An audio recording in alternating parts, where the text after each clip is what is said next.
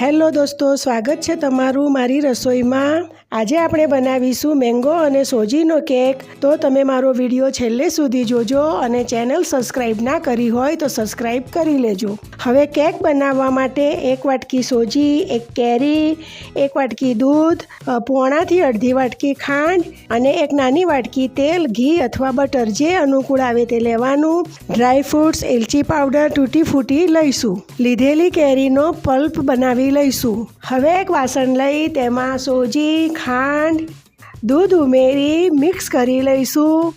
તેમાં તેલ ઉમેરીશું, તેને પણ મિક્સ કરી લઈશું અને પછી કેરીનો પલ્પ નાખી બધું બેટર બરાબર હલાવી તેને સેટ થવા માટે 15 થી 30 મિનિટ ઢાંકીને રાખીશું।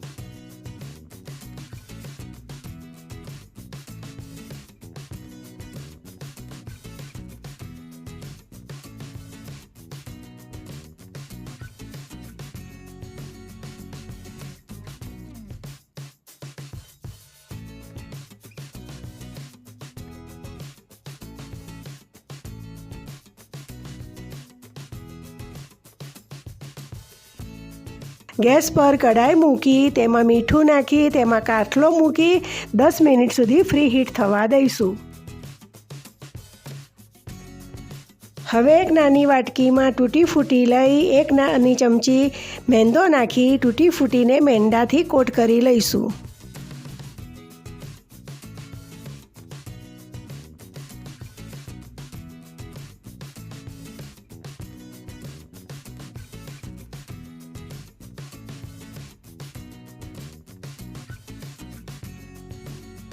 હવે સેટ થયેલા બેટરમાં બેકિંગ પાવડર 1 ચમચી અને અડધી ચમચી ઈનો પાવડર ના હોય તો ખાવાનો સોડા નાખવાનો અને તેમાં દૂધ નાખી એક્ટિવ કરી લેવાનું અને બેટરને બરાબર મિક્સ કરી લેવાનું। ઈનો નાખવાથી કેક સ્પોન્જી એવો બને છે।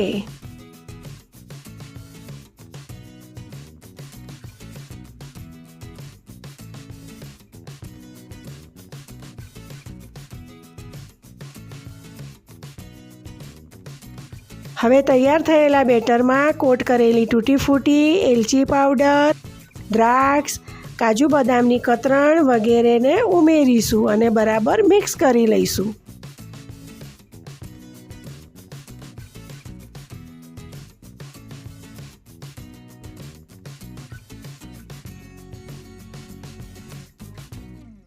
હવે કેકનું વાસણ લઈ તેના અંદર બટર પેપર મૂકી તેલથી ગ્રીસ કરી બનાવેલું બેટર અડધું પાથરી દઈશું।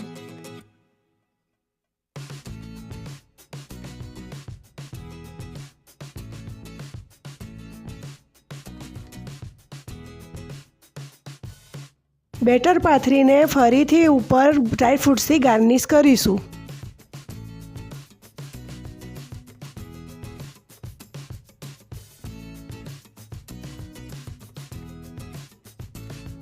ફ્રી હીટ કરેલી કડાઈમાં કેકનું વાસણ મૂકીશું, ઉપરથી ઢાંકણ ઢાંકી દઈશું। પ્રથમ 10 મિનિટ ફૂલ ફ્લેમ પર થવા દઈશું, પછી ગેસની ફ્લેમ મીડિયમ કરીને 30 થી 40 મિનિટ સુધી કેકને થવા દઈશું। 40 મિનિટ પછી ઢાંકણ ખોલીને ટૂથપીક વડે કેકને ચેક કરી લઈશું અને ઉતારી લઈશું, પછી ઠંડો થવા દઈશું। રૂમ ટેમ્પરેચર પર આવે ત્યાં સુધી ઠંડો કરીશું।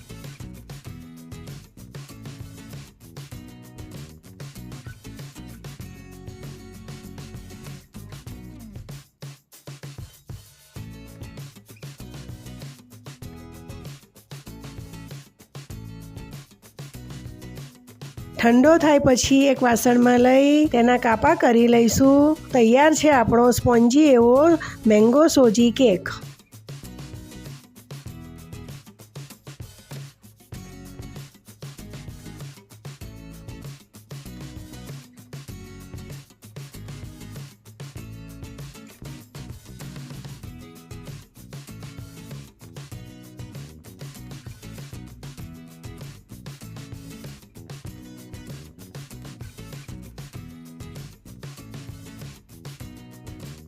મેં વધેલા બેટરનો આવી જ રીતે પ્રોસેસ કરી વાટકીઓમાં તેલથી ગ્રીસ કરીને વાટકીમાં કપ કેક બનાવેલો છે, તે પણ મેં સર્વ કર્યો છે। દોસ્તો, તમને મારો વિડીયો ગમ્યો હોય તો તમારા મિત્ર વર્તુળમાં મોકલજો અને કેકના વિડીયોને લાઈક કરજો.